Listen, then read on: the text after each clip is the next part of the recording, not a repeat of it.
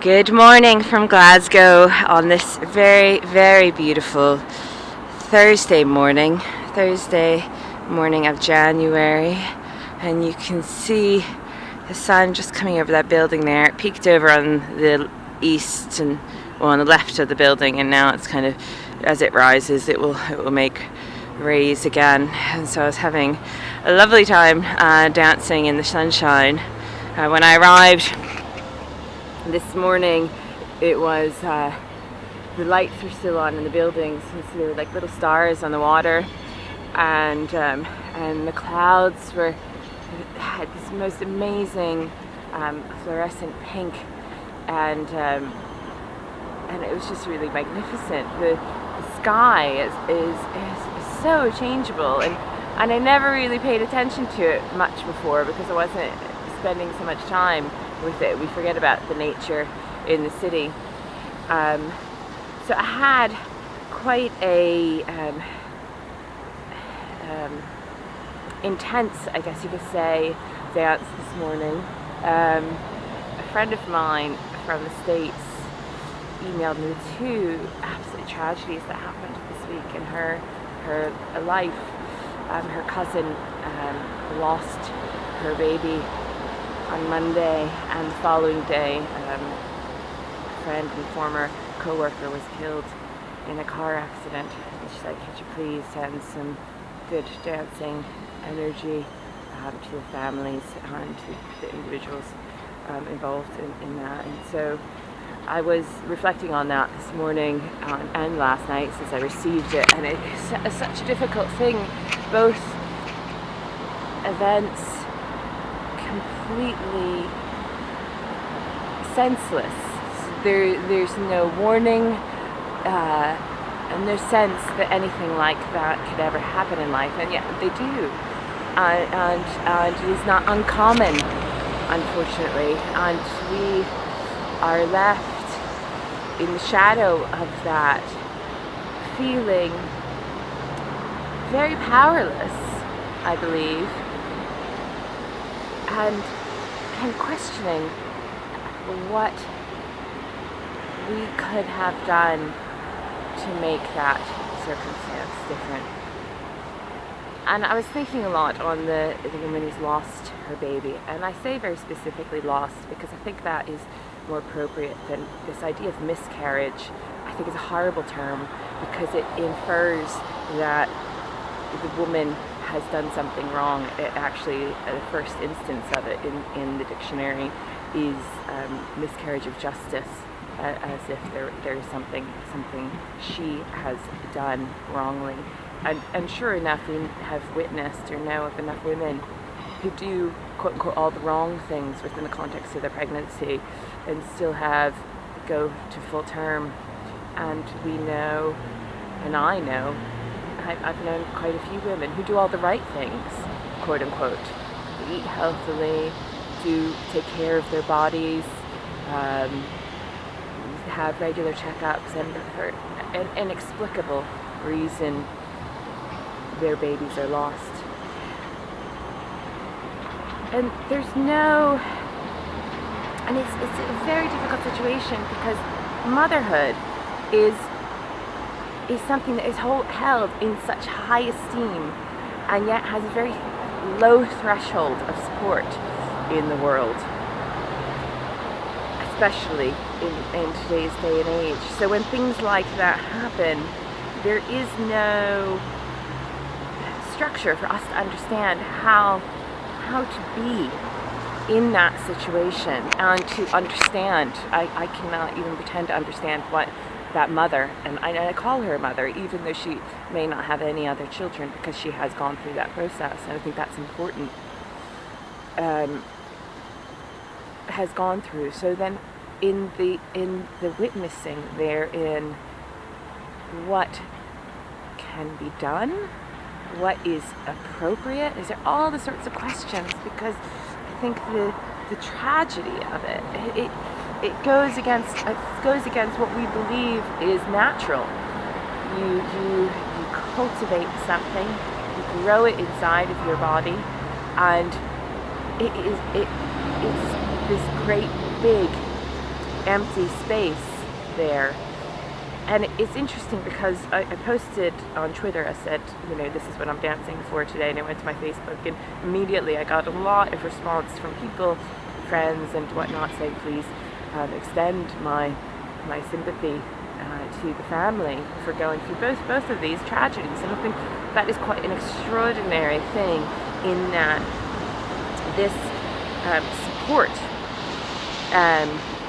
is coming from all over, that is felt, even though I don't know this woman's name, I don't know her circumstance, or the family who lost their child or their husband or who I don't know if the person who was in the car accident is male or female. I know nothing, and yet I feel that very deeply in terms of the sense of loss and the senselessness of it. We can all identify with that. And so that's a really real thing. And so to dance that this morning was very difficult, actually. It was extremely difficult. And I had a gentleman come along, and he said, "Oh, I heard about your dancing. Can I film you?"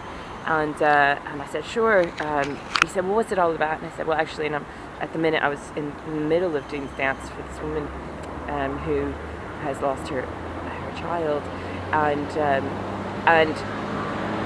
so it was quite a very deep, intensive moment for him to witness.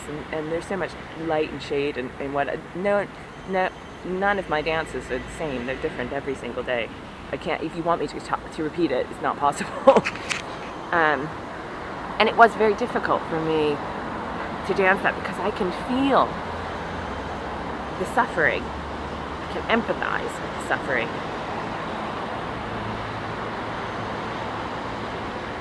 And yet I don't know, and yet I didn't know what would come out of that. I knew I needed to physicalize it and physically move through it.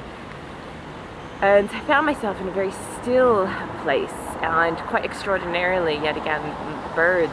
All of a sudden there was one bird that swooped down, a gull swooped down, and just kept swooping in and out of my vision. And I was just watching as I was doing this very slow movement. And then it was joined by another, and they again were doing these circles. They're just in front of my line of vision, doing circles, swooping very low, and quite near the road as well. I thought maybe there was food there, but there wasn't. I didn't see any over there. But they, and in terms of the patterns they were making, and it kind of brought me out of myself, and the sky was doing those magnificent things, and I just felt this release, and this thing about support. And I think that the idea of support, which comes from a word meaning to hold up, and I think in these times, a very important component to being supportive is stillness.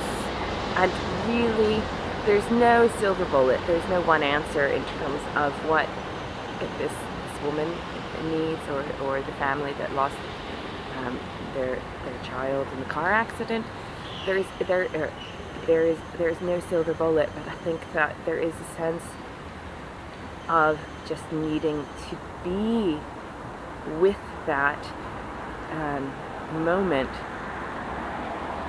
and to be able to really see what is needed, and sometimes that is just stillness and just being with that person, and releasing into that, because there are no answers sometimes, and